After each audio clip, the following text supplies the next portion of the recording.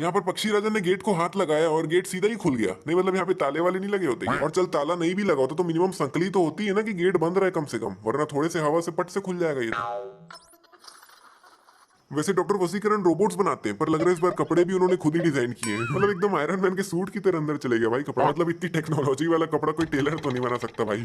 अभी cocoa Cola का लोगो सामने की तरफ है लेकिन अगले ही पल साइड में प्रकट हो गया और अभी इसका पूरा हाथ कैन के अंदर ही है, लेकिन दूसरे एंगल से देखने पे लास्ट वाली चीनी उंगली कैन के नीचे है यार। अभी इन दोनों के बीच में बिल्कुल भी गैप नहीं है, लेकिन वही दूसरे एंगल से देखने पे इन दोनों के बीच में काफी ज्यादा गैप आ जाता है। वो phone number my IMEI number नहीं लिटरली जब इसने इससे नंबर मांगा तब लड़की ने 8 डिजिट्स के नंबर दिए थे। 11423879। नहीं यार तू खुद ही दिमाग लगाना यार, 8 डिजिट का कोई फोन नंबर होता है क्या? और तो और इसका नंबर भी 1 से चालू हो रहा था भाई।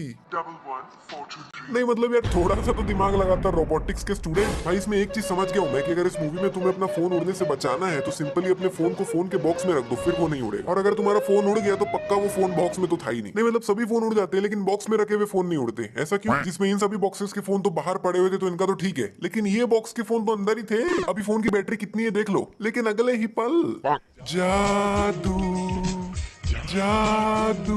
और अभी फोन में क्या टाइम हो रहा है वो भी देख लो, लेकिन अगले ही पल जादू। Girlfriend calling. इसके पहले भी सना ने वसी को 112 बार फोन किए थे, तो क्या हर बार फोन आने पे नीला यही लाइन बोलती थी? Danger girlfriend calling. नहीं मतलब सही है भाई।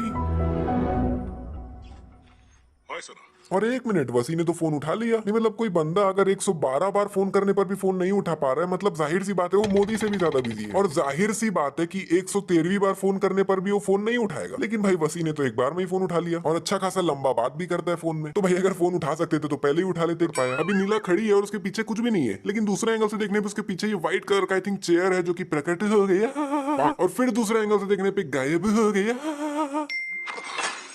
ये फोन कांच फाड़ के निकल गया लेकिन टूटा हुआ कांच नीचे नहीं गिरा। Chief technical officer Ram Subramaniam please SIM card तुम इतना जो इरशाद फरमाइए, इरशाद फरमाइए।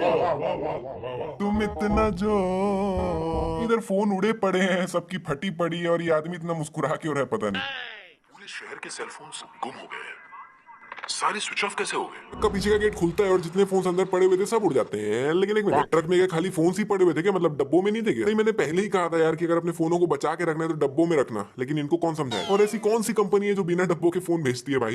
अभी यहाँ पर सभी चीजें ऑलमोस्ट इनके आसपास ही गिरी है, लेकिन वही ऊपर के एंगल से देखने पे आसपास तो छोड़ो काफी ज्यादा दूर दूर हो जाती है चीजें।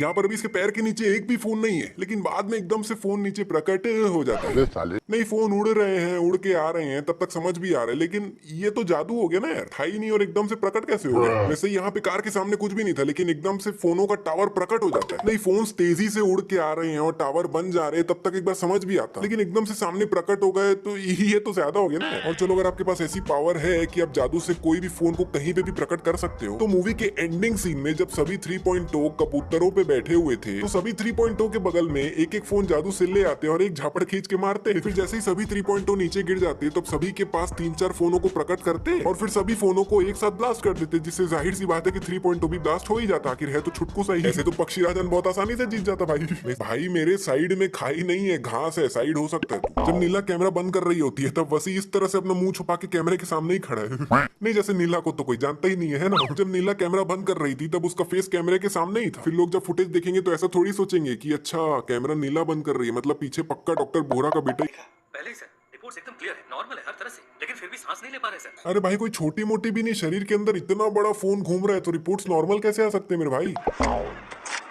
कैसे जाएगा? भाई ये कवर देख के लग नहीं रहा मेरे को कि ये फोन को बचा पाए। नहीं चेन वगैरह तो सब ठीक है, लेकिन जब फोन उड़ के जा रहा होगा तब वो इस कवर से तो बहुत आसानी से निकल जाएगा। और एक मिनट, इस दुकान तक सेलफोन्स पहुंचे कैसे? नहीं सभी सेलफोन्स जैसे ही इस बोर्ड को क्रॉस करते थे थोड़ा आगे जाकर सभी उड़ जाते थे, तो फिर ये फोन इस दुकान तक पहुंचे कैसे? अच्छा मैं समझ गया, इस दुकान तक फोन पहुंच कैसे गए। नहीं क्या इस दुकान में जो फोन का स्टॉक आया है ना वो शायद डब्बों में आया होगा, और आपको तो पता ही है डब्बे वाले फोन तो उड़ते ही नहीं। फोन लेकर बाहर निकलता है तब डब्बा तो इसने भी नहीं पकड़ा हुआ, इसने तो खाली फोन ही पकड़ा हुआ है। नहीं ये क्या कंफ्यूजन यार, ये कवर इतना मजबूत लग नहीं रहा था कि बंदे को ही उठा ले। मेरे भाई नीचे इतना बड़ा एरिया खाली पड़ा है, तू घूम के नीचे से आ जा ना। अभी चिट्टी दीवार पे चल रहा है और कांच पे जाने ही वाला है, लेकिन दूसरे एंगल से देखने पे काफी नीचे तक कांच ही कांच है यार। और फिर एंगल चेंज होने पे नीचे वापस से दीवार आ जाता है। अभी चिट्टी के नीचे काफी ज्यादा सामान होता है, लेकिन अगले ही पल गायब हो गया। यहाँ पर इसका पंख ब्लास्ट होने के बाद वापस से ठीक हो जाता है। नहीं आखिर ये है तो फोन ही ना, और कोई फोन ब्लास्ट होने के बाद वापस ठीक कैसे हो सकता है यार। यहाँ पर फिर से वही सभी फोन ब्लास्ट होके चूर चूर हो जाते, खत्म हो जाते हैं, लेकिन बाद में फिर से ठीक होने चालू हो जाते हैं। मतलब कैसे भाई? Keep this confidential. सारी गैलेक्सी में हाँ, और फोन पे बताना तो बहुत ही कॉन्फिडेंशियल रहेगा, है ना। अभी देखो ये बस है और सामने ही फोन है, मतलब बीच में काफी कम गैप है, लेकिन अगले ही पल इतने ज्यादा दूर है फोन, मतलब इतना गैप आ जाता है बीच में। अभी ये न्यूट्रलाइजिंग कुछ 15% पे पहुंचा है और टाइमर देख लो अभी 12 सेकंड हुए हैं, ठीक है। फिर बाद में जब ये 30% पे पहुंचता है तब भी इसका टाइमर कुछ 11-12 सेकंड पे ही है। यही नहीं, फिर बाद में जब कुछ 35 पे पहुंचता है तब भी टाइमर उतना ही है। अभी 50% पहुंचने पर भी टाइमर 12 सेकंड ही है। मैं जिसको दिखा के मैं टाइम पास नहीं कर रहा हूँ उसका सीधा +5 कर दे रहा हूँ। और भाई यकीन नहीं हो रहा है तो देख लो, जब ये 100% हो गया था तब भी टाइमर 12 सेकंड ही है। मतलब भाई ये लोग जो नए रोबोट्स बना रहे हैं उनका होठ तो चिपका हुआ है, तो फिर ये लोग बोलेंगे कैसे भाई? ये अपना कार्ड दिखा के अंदर घुसता है और फिर अंदर चलते चलते ही कुछ 5 सेकंड्स में सभी सीसीटीवीज को डिसेबल कर देता है। नहीं तो जब बाद में चेक किया जाएगा तब तो पता चल ही जाएगा ना कि ये बंदा अंदर घुसा है और तुरंत सीसीटीवी बंद कैसे हो गए। चिट्टी और नीला यहाँ पर AIRD बस लेके आए हैं, लेकिन कहाँ से लाए? नहीं, क्योंकि अभी थोड़ा देर पहले ही बोहरा के बेटे ने बस की पूरी गंदी तरीके से मार दी थी, तो फिर ये लोग कहाँ से लाए? This is my order, kill me. By the way इन लोग को गोली चलाए आधा घंटा हो चुका है, ठीक है। और अब जाके गोलियां पहुंची है। अभी चिट्टी 2.0 की शक्ल देख लो कैसी है, ठीक है। नीला इसमें लास्ट रेड चिप डालती है और फिर कुछ भी नहीं करती, जाके सीधा छुप जाती है। फिर चिट्टी 2.0 उठकर खड़ा होता है और कुछ भी नहीं करता, जाके सीधा मिरर में अपने आप को देखता है। और फिर जहां पहले उसका हेड ऐसा था, जब वो अपने आप को मिरर में देखता है तब उसके हेड में स्किन भी आ जाता है, ऊपर विग भी आ जाता है और चश्मा भी आ जाता है। क्या बात। यहाँ पर इन सभी में से किसी को भी एक भी गोली नहीं लगती भाई, मतलब क्या किस्मत है। अभी इस बॉल के सभी गन्स बाहर है, लेकिन अगले ही पल देख लो भाई किसी के भी बगल में एक भी गन नहीं है।